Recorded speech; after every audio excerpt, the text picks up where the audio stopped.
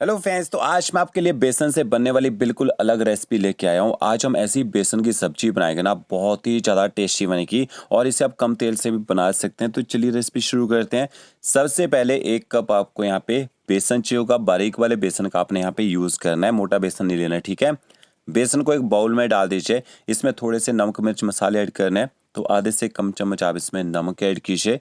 थोड़ी सी आपने हल्दी पाउडर ऐड करना है, अच्छा कलर आएगा। और इसके साथ में तीखा करने के लिए लाल मिर्च पाउडर का यूज़ करना है। थोड़ी हम इसमें कसूरी मेथी ऐड करेंगे। थोड़ी सी आपने इसमें हींग ऐड करनी है, डाइजेशन के लिए बड़ी होती है। और साथ में आपने सौंफ पाउडर ऐड करना है, या सौंफ को कूट के भी डाल सकते हैं, मोटी बारीक सौंफ जो भी वो डाल सकते हैं, बहुत ही बढ़िया फ्लेवर आता है। बारीक कटा हुआ हरा धनिया ऐड करेंगे और थोड़ी सी मैंने इसमें अजवाइन ऐड की है।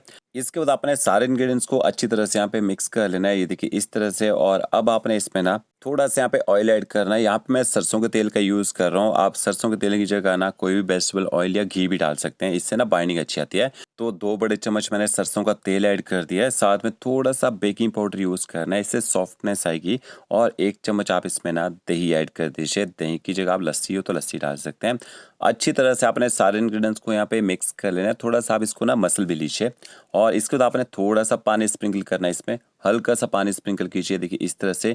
ये जो मिक्सचर है ना, ज़्यादा आपने इसको गीला नहीं करना है। ये देखिए हल्का सा पानी स्प्रिंकल करके आप इसको ना मिक्स कर लीजिए। और जैसे आटा गूंथते हैं ना, वैसे एक टाइट सा डो लगा के आपने यहाँ पे तैयार कर लेना है।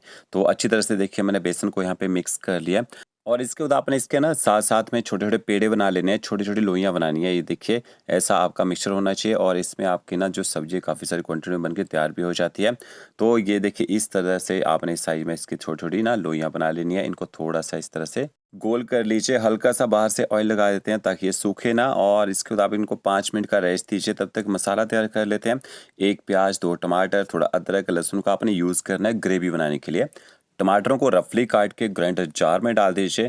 थोड़ा अदरक को भी आपने इसी तरह से काट के डालना है। और लहसुन भी मैंने ऐड कर दिया। आधा चम्मच हम इसमें कश्मीरी मिर्च पाउडर ऐड करेंगे। तीखी वाली मिर्च नहीं डालिए, ठीक है। यहाँ पे ऊपर से कवर कर दीजिए। बिना पानी डाले एकदम फाइन इसका पेस्ट बना लीजिए। और प्याज को आपने फाइन चॉप कर लेना है। इसका 100 ग्राम आपने दही लेनी है। दही आपकी ज़्यादा खट्टी नहीं होनी चाहिए। इसमें मसाले ऐड कीजिएगा। 1 चम्मच धनिया पाउडर ऐड करना है। आधा चम्मच आप इसमें जीरा पाउडर ऐड कीजिए, कच्चा जीरा पाउडर का यूज़ किया है। थोड़ी सी आपने रोस्ट की कसूरी मेथी ऐड करनी है। और आधा चम्मच आप इसमें कश्मीरी मिर्च पाउडर ऐड कीजिए। इससे जो ग्रेवी है तीखी भी हो जाएगी और कलर भी बेहतरीन आएगा। थोड़ा सा गरम मसाला पाउडर ऐड किया है। सारे इंग्रेडिएंट्स को आपने अच्छी तरह से यहाँ पे मिक्स कर लेना है, देखिए इस तरह से, ताकि मसाले थोड़े सॉफ्ट हो जाएं दही के साथ में। यहाँ थोड़े खड़े मसाले, तेज पत्ता, बड़ी इलायची, छोटी इलायची और साबुत जीरा, 2 मैंने साबुत मिर्च लिए। एक कढ़ाई लेनी है, 3 से 4 बड़े चम्मच यहाँ पे सरसों का तेल ऐड कीजिए। सरसों के तेल का धुआं निकलने तक अच्छी तरह से गर्म कर लेना है, ताकि इसका स्ट्रॉन्ग फ्लेवर है वो खत्म हो जाए। फिर आपने खड़े मसाले ऐड कर देना है। खड़े मसाले जैसे थोड़े चटक जाएंगे, बारीक कटा हुआ प्याज ऐड कर देना है। और अब आपने जो गैस की फ्लेम है ना, वो हाई करनी है। और हाई फ्लेम में आपने प्याज को तब तक पकाना है जब तक प्याज का जो कलर है वो लाइट गोल्डन ब्राउन होना यहाँ पे शुरू ना हो जाए। तो ओके, देखिए प्याज को मैंने थोड़ा पका लिया है। अब आपने इसमें हल्दी पाउडर ऐड करना है। हल्दी को दही में नहीं डालते हैं, नहीं तो इसका कच्चा टेस्ट आ जाता है। तो यहाँ पे पहले आपने हल्दी पाउडर ऐड करना है। और थोड़ा सा मैंने कश्मीरी मिर्च पाउडर और ऐड किया। यहाँ पे अच्छी तरह से मिक्स कर लीजिए। तो 30 से 40 सेकंड तक ये मसाले पकाने के बाद आपने जो टमाटर पीस के रखे होंगे ना, टमाटर भी यहाँ पे ऐड कर देने हैं। और थोड़े से टमाटर का जो पेस्ट है ना, वो ग्राइंडर जार में चिपका रहेगा। थोड़ा सा पानी मिक्स करके ना वो भी ऐड कर दीजिए। ज़्यादा आपने पानी का यूज़ नहीं करना है, क्योंकि इसमें हमने अदरक लहसुन भी यूज़ किया ना, उसको भी अच्छे से पकाना है यहाँ पे। तो अब आपने फ्लेम जो है ना वो हाई रखनी है। हाई फ्लेम में टमाटरों को थोड़ी देर पका लीजिए। और जो आपने दही मसाले मिक्स करके रखे होंगे ना, वो भी यहाँ पे ऐड कर देने हैं। तो दही के साथ मसाले मिक्स करके जब हम डालते हैं ना, एक तो दही फटती भी नहीं है, ये भी फ़ायदा होता है। तो अब आपने ना फ्लेम हाई करनी है। और हाई फ्लेम में आपने दही को भी अच्छी तरह से यहाँ पे पका लेना, ताकि दही का जो अपना टेस्ट है ना वो खत्म हो जाए। तो ऊपर से कवर कर देते हैं, क्योंकि ग्रेवी जो छींटे मारेगी। यहाँ पे आपने 100 ग्राम पनीर लेना है। पनीर को आप मैश कर लीजिए। पनीर की जगह आप प्याज का यूज़ कर सकते हैं, आलू डालना चाहिए आलू का यूज़ कर सकते हैं। स्टफिंग तैयार करेंगे हम यहाँ पे। थोड़ा सा आप इसमें ना नमक ऐड कीजिएगा। थोड़ा सा आपने इसमें कश्मीरी मिर्च पाउडर ऐड करना है। इसके साथ में आधा चम्मच आप इसमें सौंफ पाउडर ऐड कीजिए, बहुत ही बढ़िया फ्लेवर देगा। और इसके साथ में थोड़ा सा बारीक कटा हुआ हरा धनिया ऐड करना है। साथ में आप थोड़ी बारीक कटी हरी मिर्च ऐड कीजिए। जो स्टफिंग है ना, वो भी अंदर से थोड़ी चटपटी होनी चाहिए। थोड़ी सी मैंने चीनी ऐड की है। इसके साथ में थोड़े बारीक कटे हुए बादाम ऐड करने, थोड़ी किशमिश डाल दीजिए। तो एक अलग तरह की स्टफिंग हम इसके अंदर तैयार करके भरेंगे। टेस्ट देखिएगा कितना ज़बरदस्त आएगा। सारे इंग्रेडिएंट्स को आपने मिक्स कर लेना है। अब आपने बेसन के जो बॉल बना के रखे होंगे ना, ये देखिए इस तरह से आपने इनको थोड़ा सा प्रेस करना है और साइडों को बिल्कुल यहाँ पे पतला कर लीजिए। जैसे हम पराठे में स्टफिंग भरते ना, सेम वैसे आपने इसमें स्टफिंग भरनी है, ठीक है।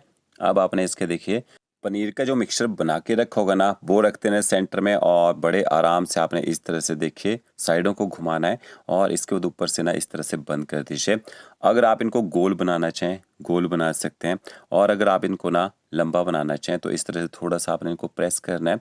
अंदर से खोखले होने चाहिए, बाहर की जो लेयर है ना पतली होनी चाहिए, तभी मजा आएगा खाने में।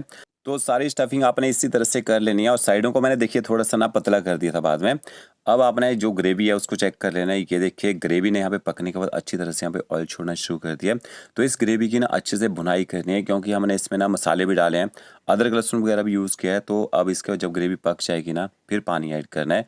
कम से कम आपने 4 कप इसमें पानी के ऐड कर देना है। 700 से 800 ml पानी यूज़ करना है। अच्छी तरह से पानी को भी आपने मिक्स कर लेना है, देखिए इस तरह से, और नमक ऐड कर दीजिए।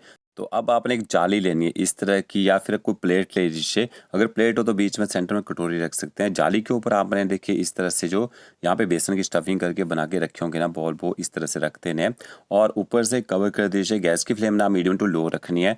5 से 6 मिनट तक इनको ना आपने स्टीम कर लेना है, इससे ना ये अच्छी तरह से सेट हो जाएंगे।